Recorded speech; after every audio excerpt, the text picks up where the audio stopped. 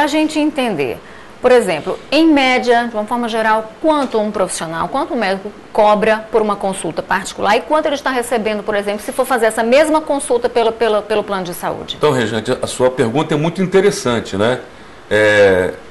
A medicina hoje, no momento, é o único trabalho em que os valores do trabalho feito à vista é mais caro do que o valor feito a prazo. Eu vou te explicar. Uma consulta paga a prazo pelo plano, que demora em média 30, 40 dias para te repassar o dinheiro, custa R$40. E se você for no meu consultório particular, eu vou te cobrar à vista 200.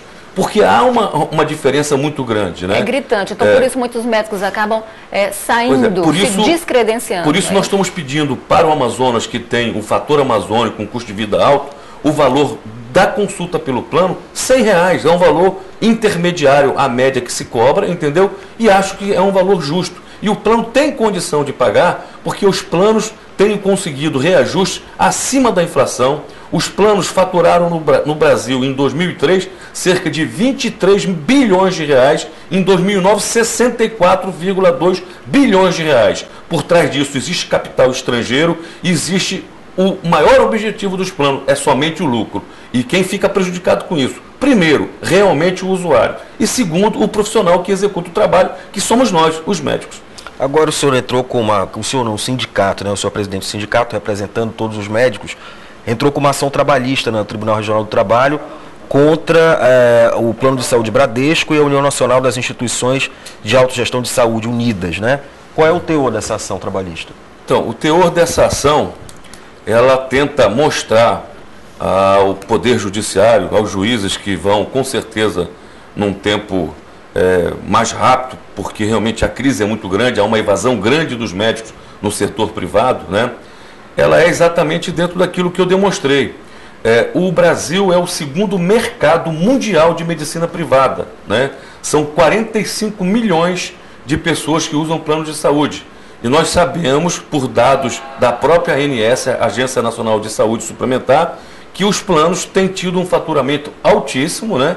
As consultas médicas que em 2003 eram pagas em média no Brasil em torno de R$28, hoje estão em torno de R$40, houve um aumento somente de 44%, e alguém está enriquecendo em detrimento de outros. Os médicos não querem ficar ricos, mas querem ser remunerados por um preço digno, conforme prevê o Código de Ética Médica. Nós não devemos trabalhar por preços vis, colocando em risco a qualidade da assistência médica à população. Agora, quantos médicos ao todo existem aqui, por exemplo, conveniados aí, sindicalizados? Quantos aderiram a esse movimento? Eu pergunto isso porque no Amazonas são cerca de 400 mil usuários de planos de saúde.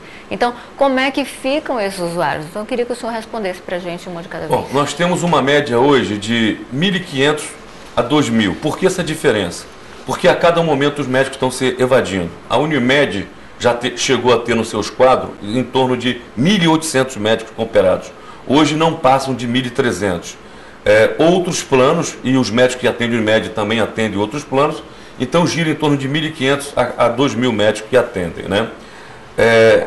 A questão dos usuários, nesse momento de paralisação, dizia aqui antes da entrevista ao Roberto, que nós tomamos a precaução de manter os serviços de urgência. Não seria ético, não seria correto, nós não queremos que as urgências e emergências fossem atendidas, né?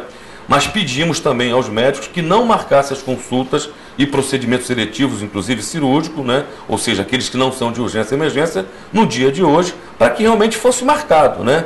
E a partir de amanhã, não havendo a procura dos planos para que a gente possa de fato negociar, o prazo limite é o dia 1º de junho, né? No dia 1º de junho nós estaremos orientando aos médicos a cobrarem com um referencial na tabela CBHPM e emitir um recibo para que o paciente cobre através de reembolso ao seu plano de saúde. Nós não queremos jamais prejudicar o paciente e acreditamos que os valores pagos pelos planos de saúde, aos planos de saúde, pelos usuários, já são suficientes. Como disse alguns vereadores na Câmara Municipal ontem, é preciso abrir a caixa preta de todos os planos.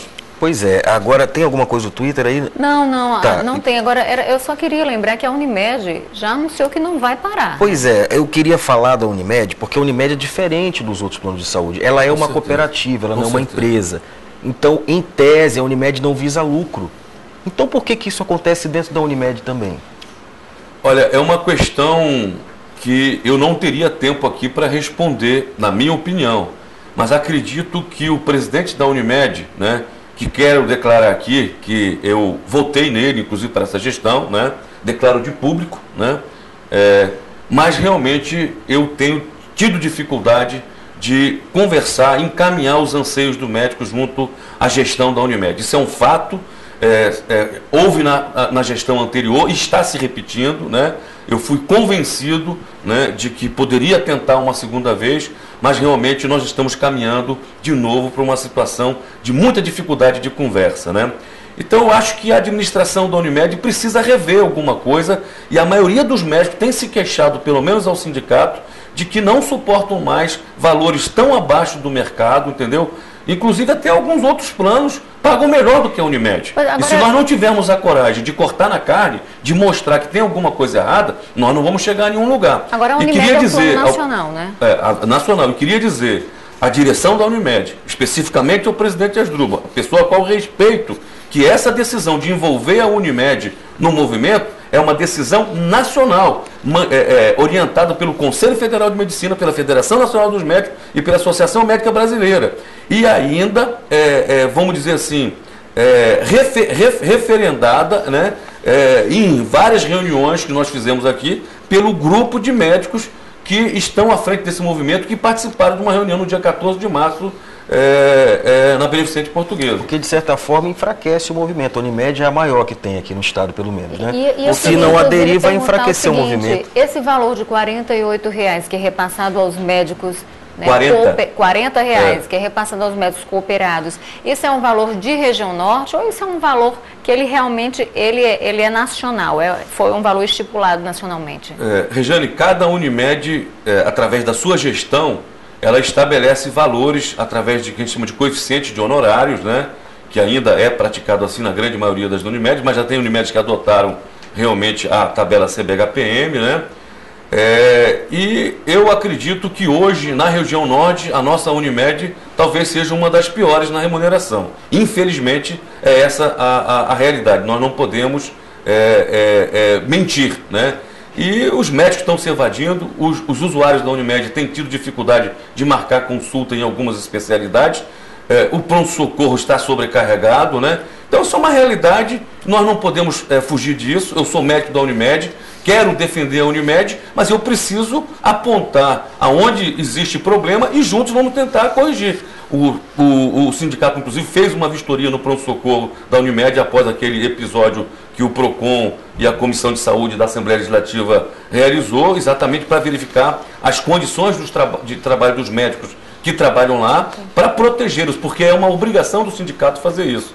Eu só queria acrescentar na fala anterior que o Conselho Regional de Medicina, ainda há pouco, quando me dirigia para o estúdio, conversei com o presidente, Dr. Jefferson Gesini, ele recebeu um documento do sindicato pedindo que alertasse a todos os médicos, e os médicos da Unimed não são diferentes, que o movimento de classe por melhoria de condições de trabalho e remuneração é uma questão ética. O médico tem que ser solidário com os movimentos de classe que reivindicam melhoria de condições de trabalho e salário.